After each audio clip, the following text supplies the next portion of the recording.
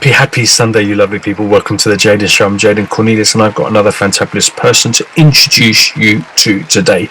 His name is Andrew Sparke. He's an author and a publisher, and he's also good mates of former Jaden Show special guest Lee Benson. In fact, before we meet Andrew, I think we should watch a little bit of Lee and Andrew. This is called The Incredible Fake Twins. Check it out.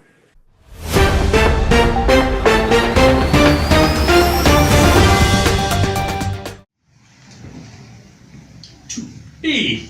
PC. Or not to be PC. That is the question. Make a good first impression.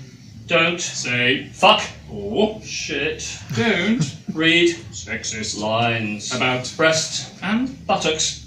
Don't versify cheap laughs. Be careful who you insult. Tories accepted. Don't evangelise.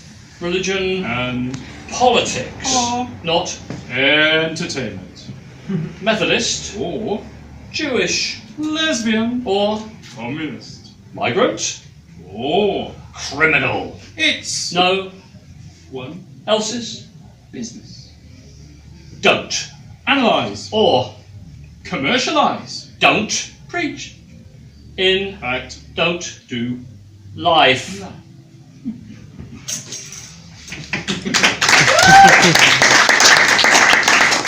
Or we'll take away your poetic license. So you might be wondering why we're called the Incredible Fake Twins. We'll tell you that later on. We believe we don't look anything alike, and it comes from the fact that we have completely different set of parents. Separated before conception. Yet our friends tapped us individually on the shoulders and says to me, "Hello Andrew, how's your book doing?" And I'm going, "Which book?" This one. This book. This first one? Which one? And people have gone out in the street to Andrew and go, Lee, what are you doing? So we thought it was quite an apt title to be called The Incredible Fake Twins. Going back to this place that we went to, they were real stuck in the mud, pain in the arse people, and it was, you will be told you're not allowed to do anything wrong. You can't say this, you can't say that. So for them I wrote this. It's called Keep It Clean. I hear what you say. Is that my mind, my thoughts, or my shoes? Is a hem too short or a blouse too tight? Are his trousers fitting in just the right places? No smut, no filth, no reference to policy. Challenging society, bland liberal behaviour patterns. I'll keep it so clean, it's totally non-obscene. Yet, what is left to be said? Oh, cojones to that, I'm going back to bed. Thank you. I brought my eldest son with me to this event last month. And I said to him afterwards, what was it like? And he said, he said, some of it was really good and some of it was shit. So I said, are you coming this month? And he said, I can't. So I wrote him, I pulled a poem out of the book that I thought I'd read to him, because he's got a new car. And you get this strange, bizarre sensation when you grow up as an adult, and you suddenly find that your kids have got more expensive, shinier, bigger cars than you've got. And worse still, I had spent some time on the motorway the previous week, and it seemed like every car that was fucking me up was the same one. And he's bought it. So this is called Four Ring Circus. All the idiots are abroad today, and most of them drive Audis. Cut you up, skin you blind, and frighten you to death. You drive a lot, and what you see is impolite brutality. The fools who never learnt to drive, most of them have Audis.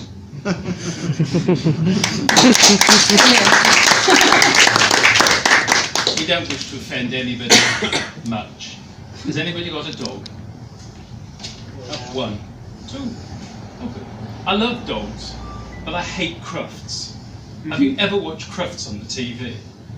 It is unbelievable. And I was sitting there watching with a pint of cider, trying to entertain myself and trying to make it look a bit better. But it wasn't. And this just came to mind. So I'll have to read it to you. It's called Crufts etiquette. My dog barks at your dog. My dog's bigger than your dog. My dog's collar is brighter and glitzier than your dog's. My dog obeys my commands. Oi! Your dog just jumped my dog. That's not fair. That's not right. Your dog's a turd. Thank you. I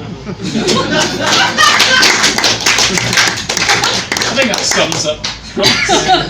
Andrew. One of the nice things about poetry is that you can get your own back on all sorts of people in just a few words. Or at least you can find an image and you can write about it, and you can plagiarise, you can characterise, you can take the mickey out of people. Well, this is something that happened to me last year, because I was skiing down a mountain and I was suddenly overtaken by a very, very strange sight, and I have to do the accent. So it's called skiing on Scotch. The one thing I never thought I'd see: a Scotsman in a kilt on skis. The wind is whistling where the sun don't shine. Don't his nether regions freeze? He may be wearing socks and boots, breath stoked with alcoholic antifreeze, but his kilt is twitching in the breeze, and he sports the coldest of blue knees. The clan laird gave you a belief: cool testicles breed boys. Unfortunately, scientific fact is that frozen balls breed none. So poor, brave Mr. Scotsman, the hard lesson you must learn is that Sassenachs wear ski pants because they want to reproduce. On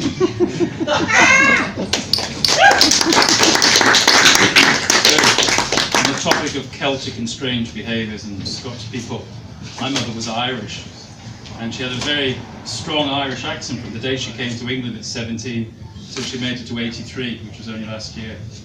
And we decided we'd bring her into the modern world, and we gave her an iPhone and an iPad.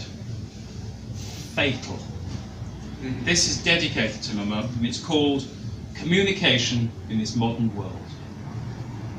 Help, help, I hear you say, but you press the button. Not that one, this one. Don't right-click or delete a thing. Simply press send. Well, press send when you finish writing what it is that you want to say. How do you remove a capital letter in the middle of a word? You put your finger on the screen and it'll highlight it for you. Then you add the letter and what? It's all gone. You've lost everything and you've got to start again. Hello, hello, how are you today? We have a wonderful deal in mobile phones. Who's your provider? God provides all for me. And is that a contract or pay as you go? Pray as you go, methinks. And can you help me, as I've no idea how to use the phone? It's too quiet, it's too small, it's too difficult, and my fingers are too big for the buttons. Where have those buttons vanished? Oh, please help, I need help. I want to see me photographs and can't find the app. Is that short for appy or appless? Are you listening to me? The other person. Cleared. Thank you.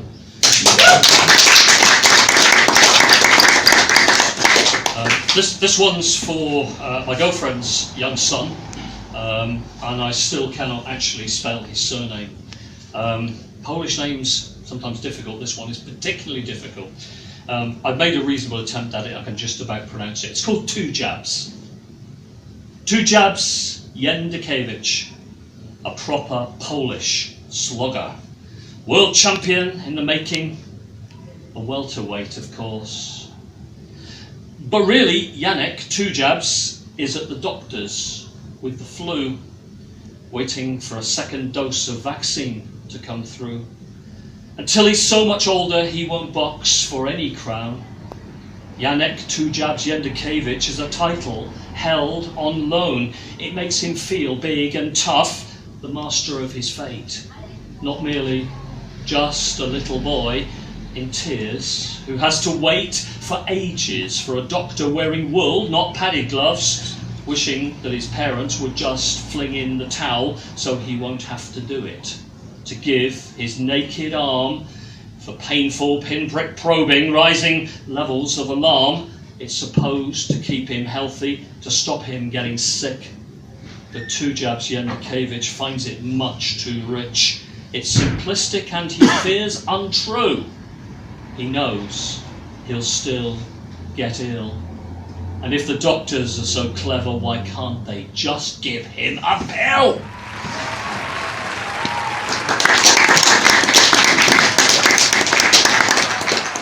Okay, I think before we meet Mr. Sparke, it's time to have a really quick Jaden Show commercial break.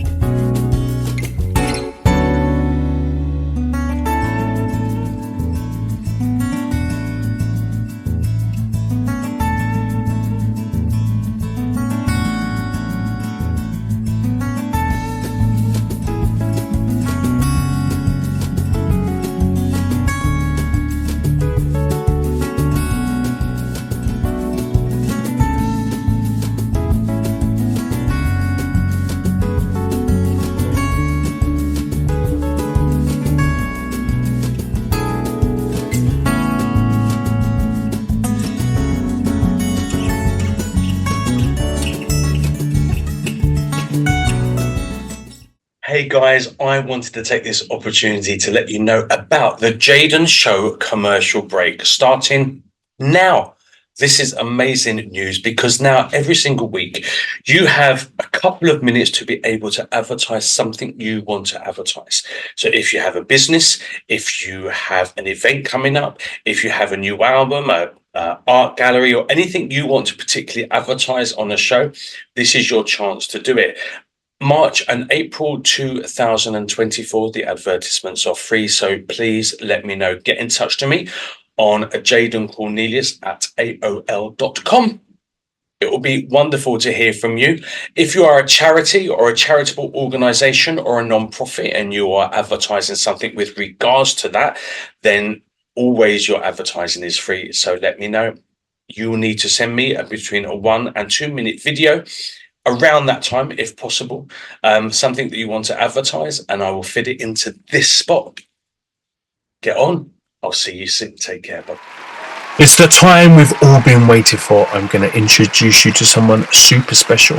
Please welcome the Jaden Show's super special guest. Not easy to say, to be frank.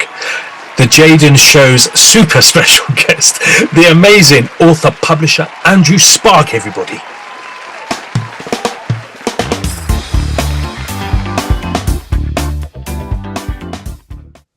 Andrew Sparke, author, publisher, man of many talents. How are you, Governor?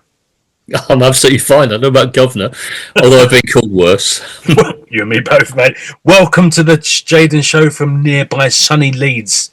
Is it sunny? Yeah, it is. It is. Rain was earlier in the day. Yeah, it is sunshine. Oh, nice. All right. Because I spoke to my mother earlier today. She went, it's another bleeding grey day. She's in West London. I'm like, she goes, I've never known a winter like it.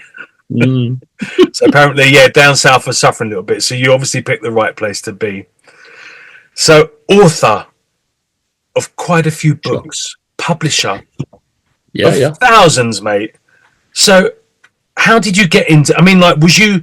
If we go back to Mini Sparke, when you're a youngster, were you like an avid book reader, or is this? I've always read like crazy, and indeed, when I finally wrote my first novel in my mid-50s, my mother actually got a copy, and she phoned me up, and I thought she'd phone me up to congratulate me. She didn't. She phoned me up to have a real go at me that it'd taken her nearly 50 years to get a book out of me that she wanted to read. No, really. But yeah, it wasn't my first book. We did.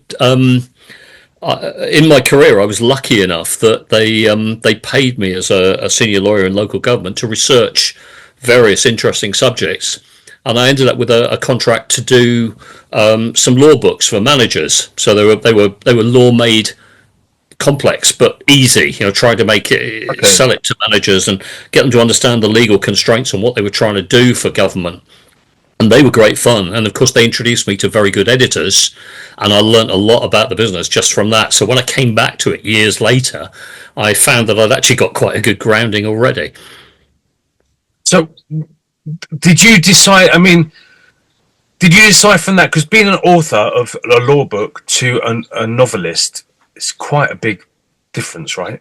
It is and it isn't. It happened by accident, really, because the opportunity came along in relation to the law books. I was asked by a publisher to do something on a subject I was already lecturing on. And then it's almost like we did that for a few years and it went away. But then I got a really good deal and retired early. And then the consultancy work sort of dried up. Local government had no budget anymore. Nobody could afford you. So I took a year out and wrote the first novel. I'd always wanted to write a novel, and I'd always sort of dabbled with a bit of poetry as well. But I didn't know where to go from there. I knew that I wasn't. I'm quite impatient, and I'm a can-do person. I don't want to hang around trying to find an agent, waiting for 3 years to get a book published. Maybe not. So The Guardian, God bless them, were doing a lovely little course on independent publishing. So I went down for the weekend, and they taught me quite a few things, along with 100 other people. And I came back absolutely convinced I could do it. And I did. Within a year, I got a book of poetry, the first novel, a little how-to guide for other people who wanted to do it as well. And from there, it just sort of grew into an alternative career. I was determined to use it to write what I wanted to write. But people were coming out of the woodwork and saying, yeah, we got a manuscript. Could you publish this for us? And this is 2013. And we're now, all of those years later, 12, what are we up to now? 12 years later, isn't it? My God. 12 years later. What implies when you're having fun and printing books? Yeah, exactly. Well, we've published about 1,200 books. A lot of it's poetry, a lot of it's photography, which I love. Doing photographic collections, erotic photography, geographical photography. My partner is a bit of a photographer as well, and it's been great fun. We great novels for people who otherwise probably wouldn't have got published, and it's been a great ride. And in between times, I'm trying to write my own stuff as well. Wow, mate! So it doesn't really stop for you at the moment. It doesn't. It sometimes when it appears to stutter a bit, it doesn't, because something else comes out of the woodwork. I've spent nearly 5 years, say on a part-time basis, because I went to see a little concentration camp in Poland called Stutthof. Wow. And I discovered that there was very little written about it in English because all the sources were German, Polish and Russian. Right. And I wrote a little booklet for them, which sold okay in the States. But I went back to check some facts the following year, got talking to somebody in the museum shop, and he gave me, or sold me for £5, a book that the director had written, which was one of the few books that was in English, and it factually it was amazing. Wow. But it had just been translated verbatim, so it was appallingly difficult to read, and that, I think, just made my mind up that I needed to do a proper history of the camp. There were so many amazing stories. So I wrote this 300-page book about Stutthof and its history as a concentration camp. And it sounds like a grim subject. It's strange because, part of it is very, very grim. But the survival stories, some of them are just amazing. And there were stories that I had never heard before about the sort of people. I think like a lot of British people, we think we know about concentration camps, and we don't. What we know about is Auschwitz. Yeah, that's it. Auschwitz, was a death camp and a labour camp. Combined, it was wholly a one-off. But there are 1,200 concentration camps for different victims of the Nazi regimes. Stutthof was just one of them. And although the basic framework is the same and they look the same, and they cared as little, and they killed people in much the same way. Yeah. But every single one of them had different people in and different stories, and it's Struthoff's like that, and it's just like a hidden history, really. Yeah. So hence this one. Yeah. Oh wow. Okay. I don't know. No, it's not. It's clear here. It's good. Well, I tell you what. The picture is amazing, and because these two boys are running around in front of Struthoff, and they look like us when we were kids. Little shorts, little shirts, wooden guns. Playing with wooden guns. But those two kids are the two oldest children of the camp commandant. And so, that in itself was amazing. So we started off the book by, with this. What's the price of innocence? These kids are brought up in a concentration camp, for God's sake. But when the book was not quite finished, but it was being beta read by people who were giving suggestions how it could be improved. And a guy in New Zealand who I've published his books, he came back to me and he said, "There's only one thing wrong with the book, or there's one thing missing. What happened to the two boys?" And oh my God, how do we find out? They probably just about to ask you that as well. How do we find out what the end of that story is? And the answer is we can't. Definitively, we know where they were in 1945 at the end of the war, and we know that they almost certainly changed their name, but there are one or two facts we did find. So we managed to square the story off with a probable suggestion about what happened to them. But I'd still like to know for sure. So there's that mystery outstanding. That's amazing, mate. And of course, every single person that got put into that camp deserves their stories to be told, right? Yeah, absolutely. So, and in one sense, I did a bit of work for the Auschwitz Foundation a couple of years ago, because I'd met the deputy director when he was in Leeds, oddly enough, for Holocaust Memorial Day. And I think that Auschwitz, in one sense, is missing a trick in terms of selling their story. The problem with Auschwitz is that the numbers of the dead are too big to comprehend. Yeah. You and I do not understand what 200,000, a million people, dead people, is like. I can't get my head around that. No, it's too big. But the camps like Stutthof have come at it from a different perspective. They're telling the stories of individuals, and you can follow individuals through their survival or indeed their non-survival stories. Wow. So you're learning why somebody was there, one at a time, what happened to them, one at a time, and it makes it very, very human. Even though the end result is tens of thousands of dead. Yeah. Somehow it's got a perspective that these are really human beings we're talking about in a way that sometimes gets lost a bit for places. Yeah, in numbers. Yeah, and you can say you're getting their stories, so it's almost like... Yeah, absolutely. It's very personal. Well, the trouble is that I could talk for ages about some of the stories because they are amazing, but read the book. Mate. I can imagine. I can't. I was always the kind of kid that... a bit on the autistic spectrum, so if something grabbed me, it grabbed me, and I got really involved. And like whether it be a book or a movie or a TV show, there could be a favourite character die in a TV show, and I'm suffering grief, and I can't function for a week because I've just lost someone that I saw at 5 o'clock every single evening when I got home from school, and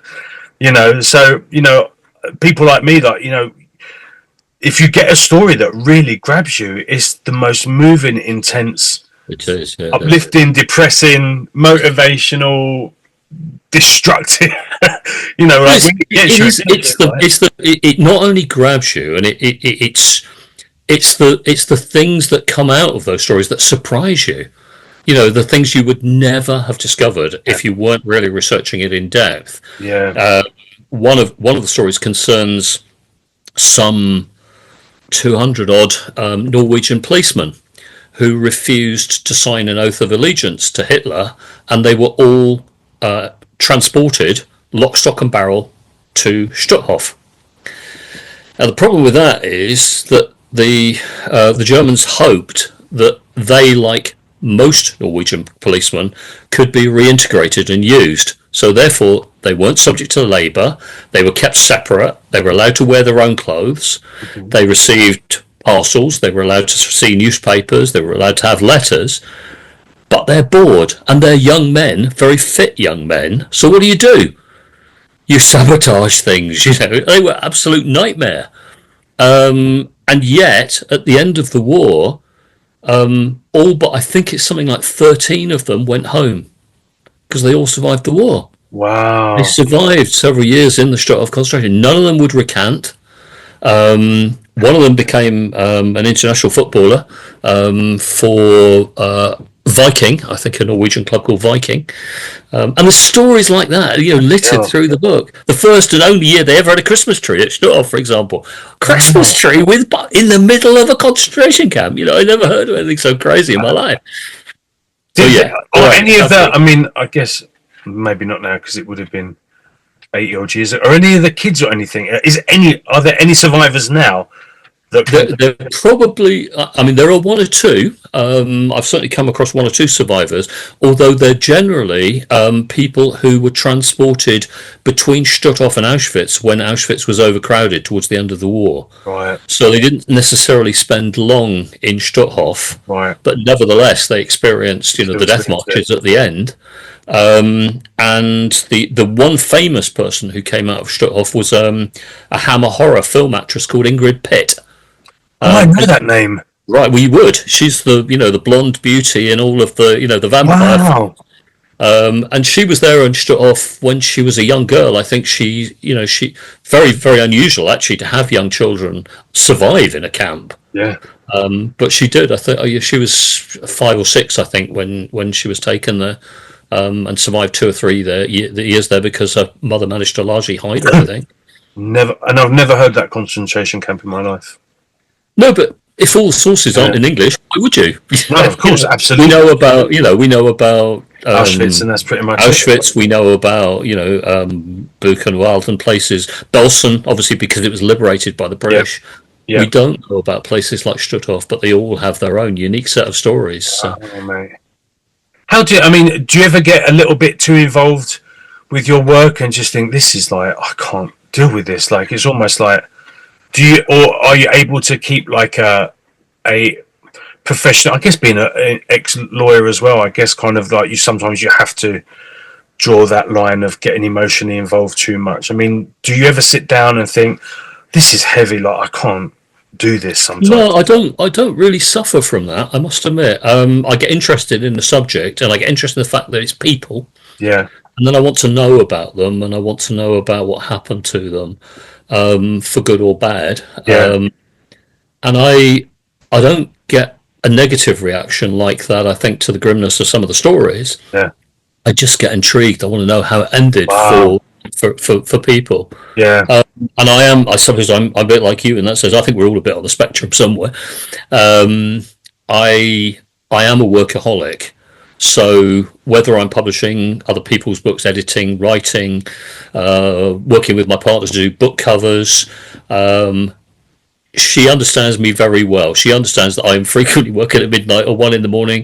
I don't stop. If I'm really interested in something, I'll just keep going. Yeah. Wow, mate. Do you have a preference in all the things that you do? I mean, like publishing, writing, and then kind of rewriting people's histories, or doing something like that. That's kind of, would you say no? My passion lies in being a novelist, or my passion lies in the publishing, and or is it just like I love it? It's the passion so far as it is telling the stories that I want to tell. So it's writing. The rest of it will never actually appeal to quite the same extent. Right. It is a thrill finding other people's books that are not going to be published if I don't do something about them and reading them and then seeing how they grow as people. I've for example, there's a novelist, ex-fire officer called Colin Mardell. He sent me his first book a few years ago, and it was non-fiction, and then he came back to me the next year and said, "But I write fiction. Would you look at my first novel?" And it's seeing him grow. He's now on his 7th novel. And he's learned so much about writing, and you can see it. You can see that development in these books. I was there. I came. That was the journey. Yeah. But none of it. I don't find writing easy. I have to push myself to actually do it. But I know that I'm going to be really disappointed with myself if I don't do it. And then, of course, once you're on it, you're on it. Oh, absolutely. Yeah. The only thing that's an exception to that, I don't write poetry all the time. I only write that when I'm inspired. Right. Okay. I don't. It almost feels like I don't write it. I wake up. I'll go through a period when I'm writing poems all the time, but I'll be waking up in the morning and I've got almost a complete poem in my head. Write it down, change a couple of lines. It's done. Wow. Okay. I know other poets who really work at it. My brother-in-law is one, and they are way better than I am, I'm sure. But I love that because it seems to come from something outside myself. It's almost like channeled. There. Yeah. Yeah. Love and it. I can't say that's true of fiction. Some of the best lines in fiction that you're writing come in the same way. You suddenly have got a sentence, but most of it, it's hard work. If you're gonna do a 200-page novel, 300-page novel, 60 to 90,000 words, you don't do that on inspiration, do you? No, It's got to exactly, be done because you work at it day in, day out. And I always have a word count. Monday to Friday, I have a word count of 500 words if I'm working on a novel. If I do 500 words Monday to Friday, might do a bit at the weekend if I feel like it, I'll have a first draft in 6 months. And I think that's achievable. Some people write thousands of words a day. I don't know how, but they do. But not me. I find that the trickiest, but also the most rewarding when you finish something. So, did you ever? I mean, was it just because of your impatience that you decided to self-publish and to create your own publishing house? Or totally. It was completely. It wasn't. Oh, yeah. You were getting bad reviews, or you thought, "Sod it, I don't even." I'm doing it. The law book some years before. Apart from that, I had not published anything at that stage. Right. I was already, once I finished the novel, it was a case of I am not prepared to have other people dictate whether this is going to be published or not, and how long it's going to take. And you hear horror stories that it can take submissions, 3, 4, 5 years. Yeah. Even J.K. Rowling, was it 30? I was about to say, shame you weren't about when she was punting her book around, eh? So it's a shame you weren't about when she was punting her book around. Oh yeah, absolutely. But that's the way traditional publishing has been. Yeah. So I subverted all of that. Said no, just publish it myself. And of course, 2013, I was lucky because it was really the explosion of independent and self-publishing was happening around about 2010 to 2015. That's when it all really started blowing up. So I riding the wave of that. Great opportunities.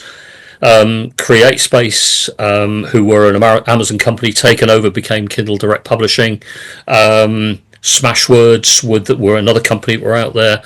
They're still around. And then a company called Drafted Digital turned up looking to put digital books, ebooks, into all of the bookshops across America, Australia, wherever. And until those levers, those companies existed to do this for authors or with authors, I couldn't have had this career as a publisher or writer, never mind even 15, 20 years ago.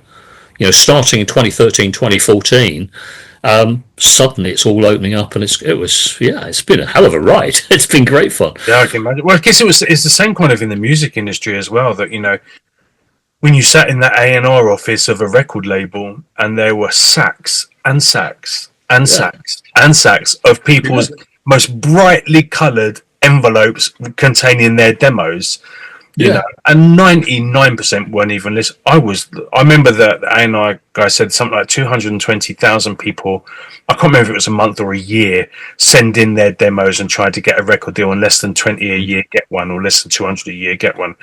I was lucky enough to have 3. I was really, really blessed. But it was just the same thing. I always struggled, even with the like the talent competitions and stuff. That I never applied for one. I got on one because I was scouted, but I never ever applied for one. I just didn't want to do it, and because I never thought anyone had the right to make a judgment on someone else's creativity. Like, it might not be my style, it might not be very good to me, but there might be just two people that think it's the absolute bogs dollocks and need it in their life, it might really touch somebody else. It might not have never been meant, But the whole, it's interesting that the music business went down just as film did. That indie route. A couple of mates of mine actually wrote a book about independent publishing, again to encourage people that they can do it themselves. It's called punk publishing, and that's not a mistake. That is the punk ethos. We can bloody do it. Oh, let's do it. Yeah, and now, I mean, but see, now it's kind of weird because now you can all be famous in your own living room, but now you'd have to sell a kidney. Finding a marketplace, a real marketplace, and selling. Now that's the next challenge, because that's the next. Absolutely, that's much harder than even. Well, writing. I'll tell you what else is a bloody challenge. You almost have to sell a kidney to get someone to press subscribe on a YouTube channel. Yep. That's the most difficult thing I've ever had to encounter in 33 years of being an artist, mate. It's like, oh my God, even telling family, just click. It's like that quick, click. That's it. Oh, yeah. Number of conversations I've had with authors, they say they've got this idea that they're going to sell. Oh, we'll sell to our extended family. I said, well, look, don't be disappointed when even close relatives say they've read it, but they don't review it, and they probably didn't even buy it. They just want to keep you happy, so they'll say they read it, but they didn't. Yeah, I think I was talking to there was an artist called Junior back in the day. He was super famous in England and incredibly famous in the States. So I had an interview with him. He was on a couple of shows ago. Superman. And we were just chatting. Like his work with Stevie Wonder. I mean, who he hasn't worked with is not even worth knowing. To be fair, right. I mean, the guy is amazing. And he's just said, and which was my phrase as I've grown up now, was I do everything because of the love of doing it and without expectation, because expectation only breeds disappointment. And it was funny, like I've been doing these Jaden shows for 4 years now. And, like I speak to people that I think are creative, passionate. I love what they do. I'm really inspired by their work. And occasionally someone will message me and say, oh, Jaden, can I be on your show? And this one guy messaged me from India.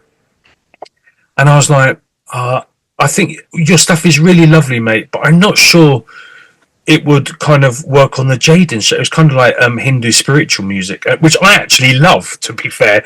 Like I'm into all my, Deva Premal chants and stuff like that. They keep me quite grounded. But I was like, not sure the Jaden show audience is particularly.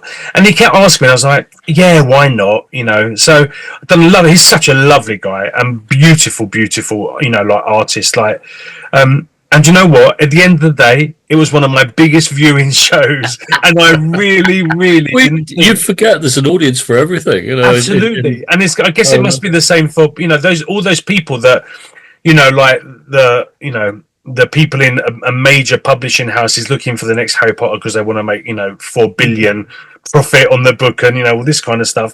And there are so many amazing authors and lovely authors and okay authors that are actually going unheard and not able to express their talents because no one is bothered. Did I understand that you'd had Wendy Waters on your show? Oh my gosh, Wendy Waters, absolutely.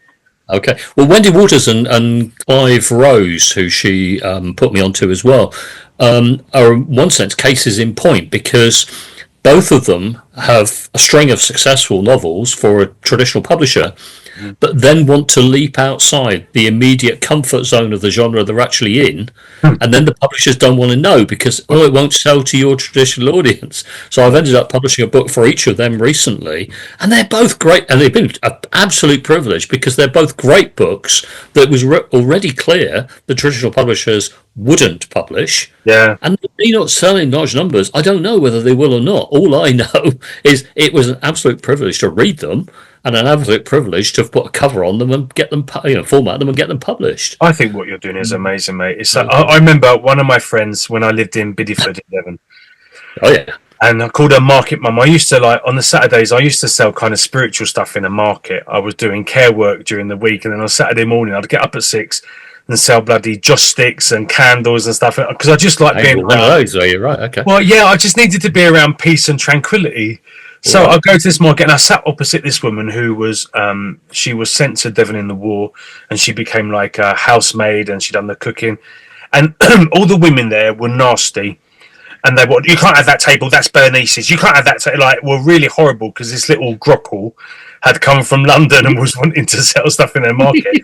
And this woman said, you come and sit opposite me, love, I'll look after you. So I sat opposite her, and every week she brought me in a Cornish pasty that she'd made, or potato and something pie, and I called her my Market Mum. She was wonderful, and I spent a lot of time with her. I loved her to my bones. She was such a good human, and her stories were phenomenal. And one day, because I was a classical singer as well on the night, so I was singing classical and opera during the evenings in different places, and she loved that. She came and listened to all my songs, and one day she went, "I've done this recording. Would you mind listening to it?" And she had this kind of deck to deck cassette player still. Like this is not that long ago, 12, 13 years ago. Yeah. And she'd recorded herself singing to like a Vera Lynn number or something. And oh my God, man, could that woman sing? Like she was coming up to 90 and she had the voice that would melt butter. It was just, and I was like, no one would ever give her the time of day in a recording studio. No one. And it was always my dream. Even didn't stop her being terrific in her own way. Absolutely. Oh my God, mate! That was not a regret, but she died a couple of years ago. But I would have loved to have done a duet with her. And my dream was always, it's probably on one of my old websites, that I wanted to create an artistic centre where it didn't matter if you were 98 and you wanted to record a single, or you were 104 and wanted to write a kid's book, or you were, disabled and still wanted to be an actor, or, like there was a way that the people that aren't going to necessarily fit into the corporates genres because of where they look, if they're overweight, abilities, disabilities, age, whatever, that people would be completely overlooked. Because for me as an artist, I think I don't know if we were talking about it before the interview or during the interview, whereas I couldn't not do what I do even if I wanted to. You said, yeah. Because it's like someone's stealing my breath. I don't know who to be without that creativity and expressing that creativity. Yeah. And I can't, and you see people that are writing books that they can't not write. So why should someone... If you are a writer, there is no way, a real writer, no, you can't not write. Yeah. And I do get slightly surprised by people who say, well, yeah, I've given up. And you say, well, how much of it was in you and how much were you forcing yourself then? Because I can't stop. You know, I run short of ideas. Some people aren't as strong as you, and they're like, well, I'm just getting knocked down at every hurdle. It's the same for artists, for singers. But except this.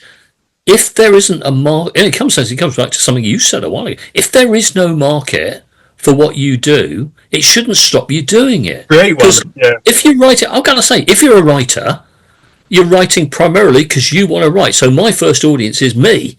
Yeah. My second audience is my kids, because now they're adults and maybe at some point in their life they might want to know that something about their dad, which they can glean from what I wrote. If I get a wider audience than that, that's a privilege. And if you sell, and if you find yourself selling to people who've never heard of you before, well, then you've cracked it, even if there's only 10, 20 of them in the world. Yeah. And the good thing, the amazing thing about print on demand, of course, is that you're not bound anymore by having to print 10,000 copies just to get the economies of scale. Absolutely. Now, with Amazon and people like that, Drafter Digital, one copy, somebody orders it, it gets printed off. They pay you peanuts for doing it, but that person gets their book at an affordable price and they get to read it. That's amazing. And that means that I can essentially sell to anybody in the world. All they've got to do is hear about me. Now, how do we crack that one? That's the real problem. Well, we could do a Jaden show about it. Jaden show. That's the answer. That's another 3 people whipping a border collie are going to hear about it now. So exactly right. The border collie's probably the most intelligent of the lot. They've got connections, dude. They've got connections. Yeah. But the thing is as well, I've also met a lot of people. I started doing fundraising for I've got really... Olivia Newton-John was my muse, and she became an acquaintance as well. So I kind of met her, and we kept in touch for a good while before I moved to Mexico. And I decided I wanted to raise money for what she'd been through. So I wanted to raise money I've got a non-profit organisation which is still based in Devon. It's been going for 15 years, and it was a fundraising organisation. So we were 2 charities that moved us and that we were passionate about, and we would do whatever we could to raise as much money as we could in that 11 months to give a check at the end of it. So we'd do concerts, fundraising, quiz nights, anything we could. And it was always 100% giving. So we never took admin costs, ticket prices, nothing. We didn't have any money, but we had time and talent. So between us, and it's still running now, it's still running in Devon. And, not done much in Mexico, but up until I moved to where I'm living now in Mexico, like 8 months ago, I was still doing it here. And it was always just about paying it forward, always about just doing that one thing. Yeah. You know? Even if it wasn't raising money, then maybe two of you could go and sweep the old lady's path who's full of leaves and she might slip over. It's just about looking at way to contribute rather than to take. And I met loads of people, and I decided I wanted to find people that wanted to sing but were too scared to sing. Okay. And I would teach them 30 Olivia Newton-John songs, and we would tour it for as long as we could get tours to raise money. We toured it for 9 months. We raised £12,000. It was bloody wonderful. And what I noticed was that not everyone has that confidence. When you get beaten and told no and told no and rejected, sometimes you think, I'm just kidding myself. I've given up singing for 6 years at one point because I was just so emotionally beaten up by the industry at the time, telling me I was whatever. And still, it comes back to you like a bit of a bloody stalker. That like you have to do it at some point. But what I noticed with these people, it wasn't even about whether they could sing or not. It's about they were petrified to have a voice, full stop, through whatever traumas they'd been through, And actually, after it kind of went a bit sour for me, because after like 3 months of regular Saturday rehearsals, to give them the courage, the confidence, the way to express and exercise the demons to be able to have a voice, they were bloody lovely singers, and they done so well. When the tour stopped, they became nasty because they lost their therapy session, and that got a little bit crappy. But it was about, some people don't have that. They don't have come from a place where a lot of people, it's a confidence thing, and they don't think they're good enough. And the other element is that they're worried about what other people will think about what they do. Absolutely. And I don't know whether you've ever come across. I knew him a bit. An American songwriter called John Stewart. Met him a few times. John Stewart wrote "Daydream Believer." Okay, for the Monkees. The Monkees recorded, which was the foundation, really, of his. He had a couple of other American hits. I sing that in most of my gigs, funnily enough. So. But it meant that he could, whenever he wanted to. He had an audience that he could tour, clubs, pubs, whatever, for the rest of his life. He was really into art. Absolutely lovely guy. But he did, at the height of his fame in the early 70s, he did a live album. And the live album, he's trying to encourage the audience to sing along to the chorus of one of his best-known songs. And he came up with something that became a bit of a mantra for me, because he said, look, you need to understand what's going out there, which is that you're thinking, if I start to sing, all the people around me are going to look and point. They're going to, look at that donut singing over there, Yeah. What does he think he is? And he said, you need to understand, well, what's really happening is that they're not thinking about you at all. They're thinking about the fact they'd quite like to sing, but they can't because they haven't got the courage. They don't give a damn what you do. It's all about them. Yeah. So therefore, what's to stop you singing? It's great to sing. It feels fantastic when you do it. Don't give a shit about anybody else, because frankly, if the act of creativity fulfills something in you, then you should be doing it. You should be finding a way to do it, because it will make you feel good. Absolutely. My friend went to see she went to Barnstable Theatre a couple of weeks ago. So Kathy, if you're watching, hello, lovely. She also runs my charity in Devon. They were showing I don't know if it was live, but it was a musical. I think it was Les Mis, to celebrate something of Les Mis. So it was kind of like, it wasn't a film, but it was almost like watching a stage show in the cinema. Okay. So it felt very live. So, of course, after one song, Kathy's like, oh, my God. And everyone's looking at her because it's in a cinema. It's not at a theatre, so they can't hear you. And Kathy said and her friend next to her was like... But it felt like that, yeah. Yeah, and I said, that's amazing. You're still showing that appreciation for some bloody phenomenal work, mate. Oh. So you clap. And the friend that she went with, actually, they were the only two clapping after every song. But people just like... And I think that's a very British thing as well, to be fair. I think it probably is, but many, many years ago... a friend of mine who was a very big fan of Bette Midler, and she got us to come and see a Bette Midler film, The Divine Miss M, which is a concert film. Yeah, Leicester Square, Odeon or whatever it is, the big cinema in Leicester Square, and this played out like a concert. And the whole audience are Bette Midler fans, or most of them, and they were doing precisely that. The whole cinema is cheering, every song, clapping right the way through. It was like being in a concert. Yeah. which came as very strange to me. Sort of reserved British, but I've learned better. I don't Yeah, know. no, yeah, I would think they're I really would have been spot on. definitely one of those people that would have been scared to. I don't even like coughing in the cinema sometimes, you know what I mean? Because I think I'm going to disturb somebody. But it is also, it's not about, sometimes you are suffocating and suppressing your passion. It's just sometimes you are completely beaten to shit that you're scared to do it anymore. So people like you you really are allowing people to live their dreams. That's phenomenal, mate. I think so. And that's what I think we're trying to do. Yeah. Sometimes, anyway. It's amazing. Yeah. It's amazing. Yeah. So I've got. If you want it, I've got a Les Mis story. Tell me. In your charity, the charities you're involved in, so maybe you'll understand some of this. I set up or was part of a charity called Leaps and Bounds. And Leaps and Bounds was trying to provide opportunities for teenagers who weren't making it in schools. And the big concept was a boot camp which gets these kids to face up to the fact that if you carry on just fucking about with life as you are, you'll never have an income, you'll be unemployed, where are you going? Yeah. But it introduced them to art and sport and people who were really good at what they did and got them together to work on a project. So the first one was with the Birmingham Royal Ballet. And there's a Channel 4 television series about it. And it's still available on DVD. Absolutely terrific project to be involved in. But the second one was a musical on two problem housing estates where they're at war with each other. But we took kids off the housing estate, so you're going to get together and you're going to write a musical. And everyone thought we were bonkers, but they gave us because we'd done the story all over ballet, they thought, anyway. But we managed to get Cameron McIntosh. We got to see Cameron McIntosh, and he said, well, I'll write you a check. And we said, no, I don't want money. He said, what do you want? He said, well, actually, what we really need is somebody who knows what they're doing. Have you got a theatre director? Somebody who... And he lent us a guy called Chris Key, he had been the director of Les Miserables. He'd opened Avenue Q on Broadway. It happened that he lived in Worcestershire. His wife was pregnant at the time, and it suited him to be working from home for a period. And he was with us for a year, and he put this musical together. But we got the whole of the cast. We got all these kids who volunteered or were going to be involved in it.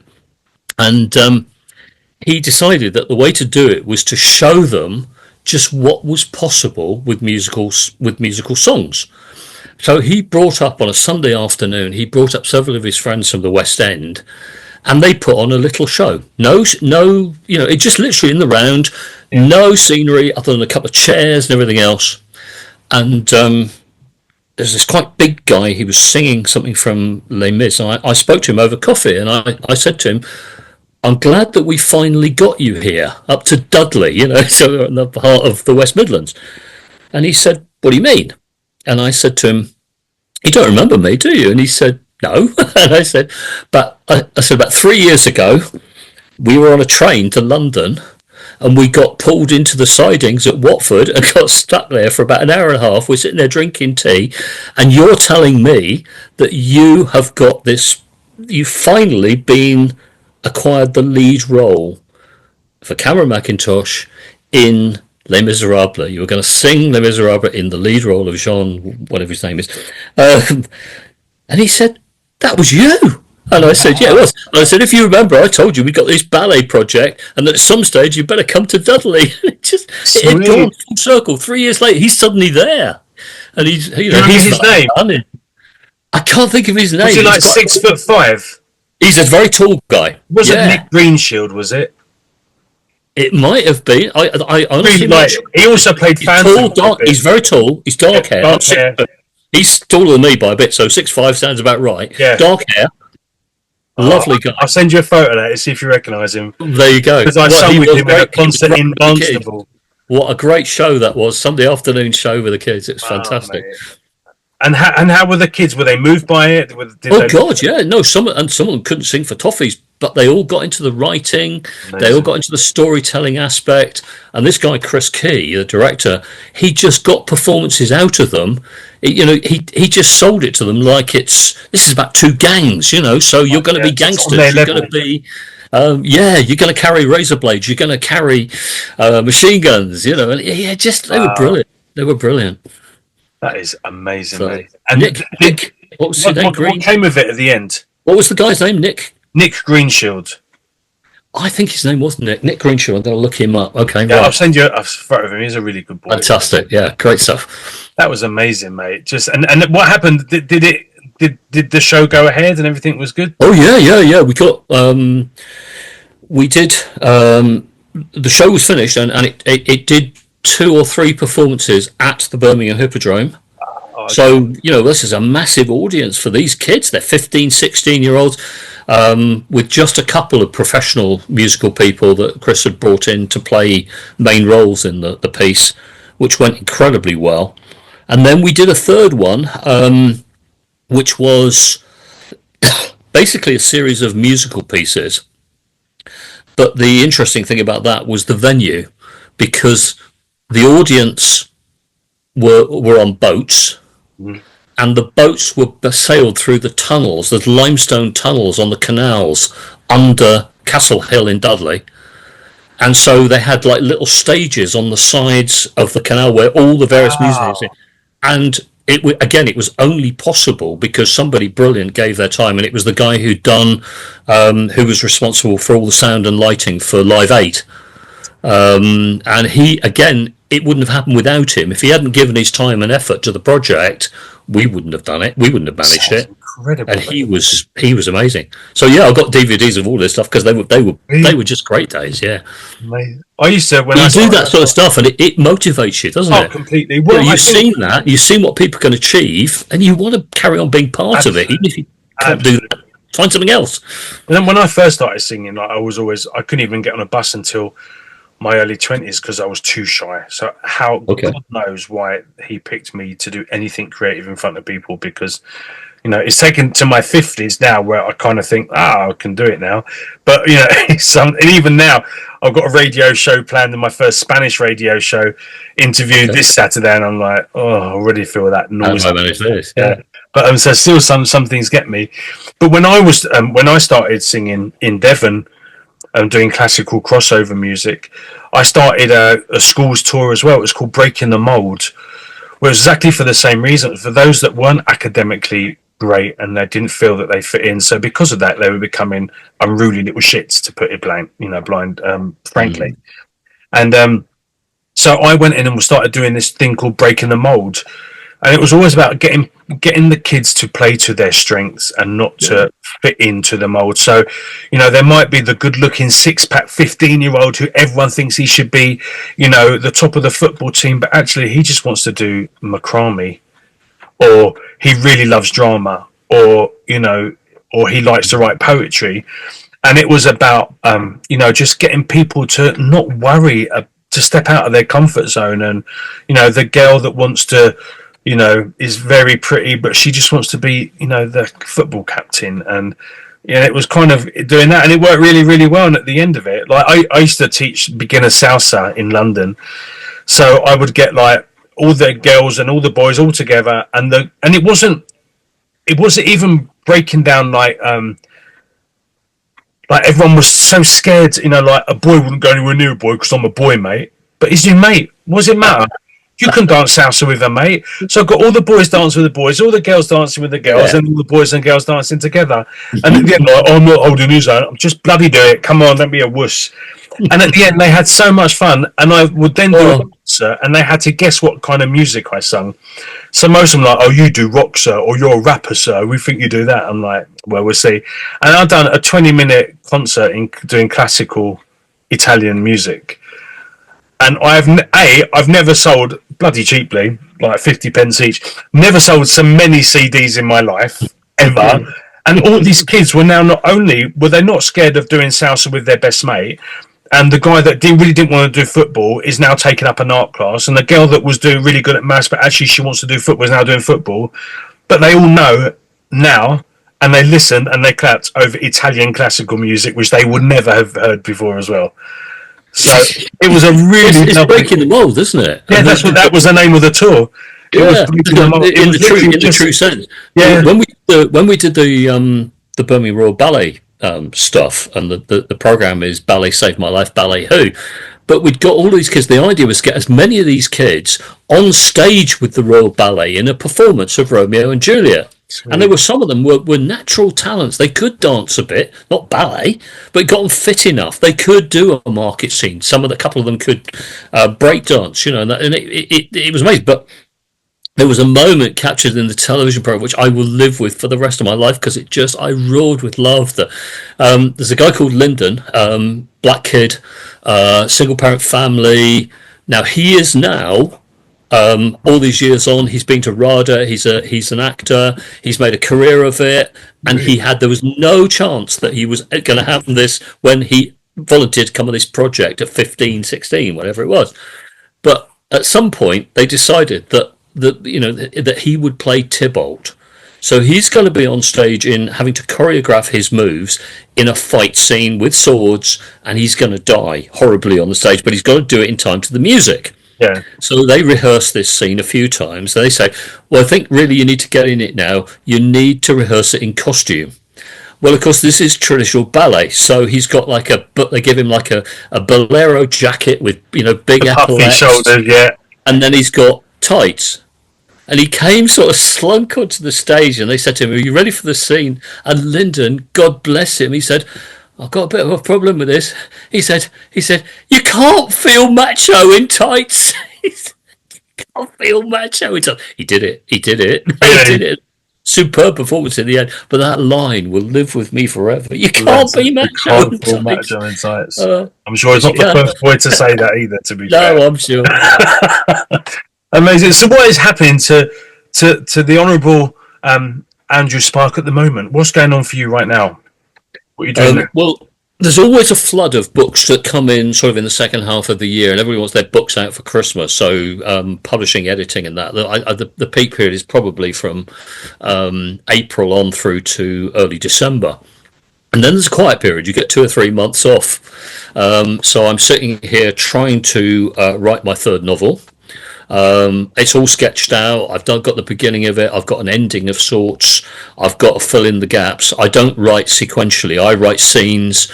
Having worked out, I can drop it into the story. I know what the story arc's going to be and what the purpose of the story is. I know how it's going to end, I think. And I'm trying to write scenes that will play in. And I'm having a bit of fun with it because the 3 novels are interconnected. You can read one of them, it doesn't matter, because there's some of the same events from different perspectives. There's a different lead character in each one, and their lives are different. They just touch at a couple of key moments. Mm. So in the first 2, I was talking about male lead characters in the first person, and the real issue is about crime and how it affects relationships, petty particularly. So loan sharking, cocaine in the first one. In the second one, it's about fraud, a big fraud, and how that really screws up a relationship. But it's the woman who's doing the fraud, not the guy. So I thought we'd play with that. But the third one, I wanted a slightly different relationship. And I thought I'd have fun by having a character who's not actually very nice. The character's a musician and he's committed to touring, he's committed to his music. He didn't want to be in a long-term relationship. It started as a one-night stand or a couple of nights, but great for a week. But unfortunately, quite early on, they go on holiday and she has an accident and she's in hospital long-term. And she's got a 10-year-old son. And he is now expected to look after this 10-year-old boy. So the relationship is about him and the boy, really, and how he comes to terms with that, and how he fights for the boy because the boy's father, they're estranged, is an alcoholic and actually prone to periods. And it's an exploration of alcoholism as well as the sheer selfishness of the musician and how those things can be, you can come through it. And it relates back to the previous 2 books in one key respect. The main character in the first book was a football coach for Lincoln City Football Club. They're all set in Lincoln, and he uncovers what seems to be the beginnings of a fraud or a problem, and he has a meeting with the new chief executive at the council. Mm-hmm. The second book is the chief executive of the council, so you get his aspect of the same event. But his girlfriend, the one who's going to be committing the fraud in the second book, wants him to have a housewarming party, and she gets a mate of hers to come along and play for them, and that's the musician who's the hero in the third one. Wait, So love the that. link. Love that. You only have to read one of them. You don't have to read all three of them. You don't read them in any order. It doesn't matter. And each one is written from the viewpoint of the main character. They're all first person, and I've been experimenting for years with writing in the present tense, which is quite hard to maintain. It's very immediate, but of course the character can only know what he sees In that or what moment. he's told. Yeah. You know, if it's happening away from his knowledge, he can't know about it. So you've got to maintain that integrity as well. So it's great. I think they're great. Amazing, mate. Love them. You know. Yeah. Well, actually, So enjoy writing. I don't have much time because I work 7 days a week. So Sure, I'm not working. I do Jaden shows and stuff. Yeah. So at the moment, I'm not having much time to read, but I really got into Philippa Gregory because I was kind of into old, and especially being away in Mexico, I always had a fascination historical with fiction, the, isn't it? and the Tudor, the Tudor reign and stuff like that. That was kind of quite dark and glamorous and dark at the same time. And she will write like the same story from, I don't know, Lady Margaret Beaufort or whatever it is, or whatever her name was, but Lady Margaret's really pissed off with Anne somebody else, and then the next book will be called something, but actually there's a crossover of that story from Anne's point of view. It's great when that works well, doesn't it? You actually do have to read because it's really interesting to almost have the same basic line, but from the 3 different point of views. For me, it becomes quite addictive. I'm like, no, so bloody Anne was a cow at that point. I thought Anne was just, it's really quite interesting. So you've got the people, but you've also that continuous sense of place is important. Yes, and it's why my novels are all set in Lincoln, because it's a small city. Everybody apparently knows everybody else, or it feels like that sometimes. And the result is that it's a city that's got a lot of city life to it. Plus the whole student community, of course, with the new university, not so new now. But it makes sense that people could bump into each other, because they do in a place like that. And I love the city; it's a great city anyway. So I only worked there for 4 years, nearly 5, but yeah, I've never forgotten it. It was a great period of my life. Amazing, mate. Amazing. And what about future plans?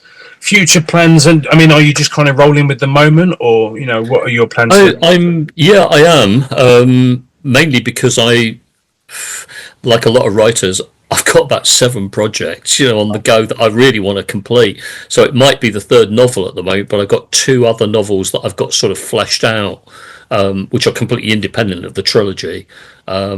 So I'd quite like to do those at some point. I wouldn't say I don't feel like poetry at the moment, but there might be another collection at some point when it comes. Okay. I'm trying not to get involved in another big project like Stutthof, because that's still 5 years of my life. But I like true crime, so Bella. Okay. I am completely intrigued with a true story called Bella in the Witch Elm, and I wrote an analysis really of the stories that have accrued around this particular. It sounds like a folk legend, but it's not. It's a woman's body, or a skeleton really, was found in a hollow tree in Worcestershire in 1942. Yeah. Never been solved, but all sorts of theories have evolved about who this woman was, and how she ended up in the tree. And at the time, because the police were struggling to solve it, a very eminent professor, Margaret, anyway, from one of the London universities, was a big believer in the supernatural. Okay, cool. And because of some features of that were found with the body, she decided it was a witchcraft murder, and there were covens of witches operating in the area, and that it was a witchcraft murder. The churches went berserk, because that was the last thing they wanted as an explanation for this crime. So they decided to do what the Christian thing, and to find a culprit. So blame the gypsies. So it's a gypsy murder now. And then there's issues about the Home Guard, and there's a story about German spies. And these are all just accrete around every angle. Amazing story. We've ended up doing, I know I've been involved in 2 films about it, and a television program as well for Yesterday TV, Nazi murder mystery. So there's one of those is about Bella, but it's one of those stories that just keeps giving because nobody can solve it. We don't, well, actually, we might have a potential solution, but there's a group of friends who've got involved in it and who write about it as well. There's a young guy who's at university, studied, he's finished now, he's got a degree in criminology, and he got intrigued with it at 13, and he's written 2 books already about it. Amazing. And this story just keeps giving because it's so brilliant. I can lecture about that one for hours because it's fantastic, but there will be another book on that at some point. I have no doubt. That sounds incredible. And but yeah, and there was a lot of witch happenings in all the, from the New Forest up to the, there was a lot going on. Well, I mean, the crazy thing is that at the time, it got linked into another infamous murder, which took place a few miles down the road at Quinton, which was a pitchfork murder. Now there were pitchfork murders over sort of the last 100 years in the Cotswold areas, and those have been said to be associated with witches or wizards, and that they have a supernatural element. Well, supernatural. Yeah. People pretending that it's supernatural, shall we say? Yeah. And there probably isn't a link between the cases at all, but it's got tied into this body in a tree. Must be witchcraft. No, it's not. Well, being a witch, you kind of think maybe there is something to it. But amazing, mate. How amazing to delve into that. That's pretty cool. But it's crazy. It's great. I was writing a book about the biggest serial shooting in New Zealand before the recent mosque shootings. So this goes back a few years. And I was telling somebody in the pub, and they just said, well, why don't you write about Bella? Because she's only half a mile down the road from where you live. Wow. What? Who's Bella? And of course, the minute people explain it to you and tell you a bit about it, I started researching it. It's just one of those stories that just keeps giving. It has to be told as well. Yeah. Amazing. Absolutely. Well, I wish you luck with all your future projects and everything you're doing. And I do honestly, generally do think that what you're doing is amazing because, like I said, there are people that need to express and need to be allowed to express, and you're giving absolutely, yeah, that's it. And there are so many good writers out there who the gatekeepers stop publishing simply because you're not on genre. You're not writing cozy murder mysteries at the moment. You're not writing romantic fiction. Well, you're the next Harry Potter. Those are the things that sell. You're not writing those things, but your book should still be worthwhile. You're a good writer. You've got good stories to tell. You should be allowed to get out there. No, thank you, mate, for doing that. And so I will look forward to catch up with you again soon. We do need to meet up again soon because you've already done one book read show, and that's amazing. But you've got quite a few books that need sharing, so I'm looking forward to a few more episodes of the book read as well. We've got this Jaden show, but I think when the next book of yours comes out, I think we need to do a Jaden show special. Thank you very much. I'll sign you up for that. Catch up. Andrew Sparke, thank you so much. I wish you all the love, thank you, Jaden, in the universe with your future projects, and we are in touch. We are. Okay. See you later, mate. Take care. See you, man. Bye-bye. What a lovely gent is Mr. Sparke. I know you're going to want to go and support him and show him some love and support on his social media. So don't forget, he's only kind of really on Facebook, so it's super easy. Go and check him out, andrew.sparke.1. However, you would have seen a list of his other websites running along the bottom of the interview and also in the title page to this show as well. So make sure you go and support, show some love. Definitely go and say hello to him. I thank you so much for allowing Andrew and I into your private space this Sunday. I'm already excited to be coming back with another fabulous person next Sunday on the Jaden Show as well. Please come and follow me on my social media platforms, and I will see you definitely next Sunday with another wonderful Jaden Show. I'm going to leave you with a bit of music from this little short, fat, tattooed English singer called Jaden Cornelious. This is called I Can't Make You Love Me, originally done by, I want to say Reba McEntire. It's gone out of my head, but definitely by George Michael. Anyway, this is I Can't Make You Love Me. This is Jaden Cornelious. I will see you next week on the Jaden Show. Stay beautiful. Subscribe, like, share, comment, hit the tinkly bell. See you next week, kids. Bye-bye.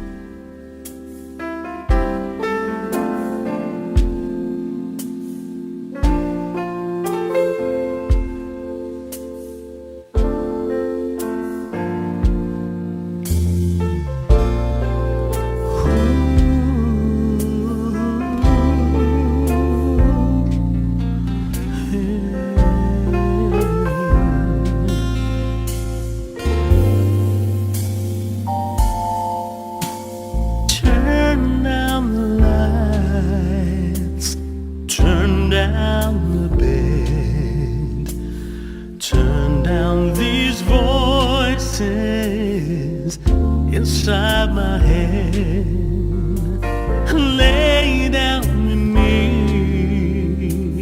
tell me no lies, just hold me close, don't patronize, don't patronize me.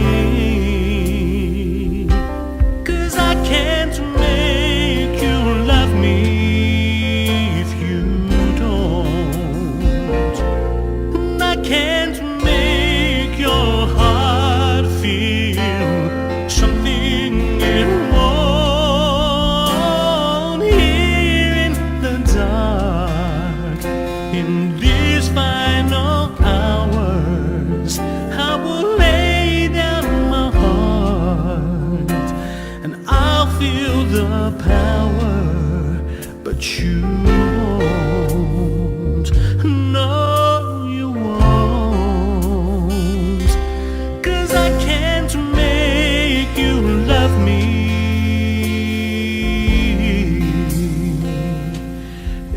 if you don't.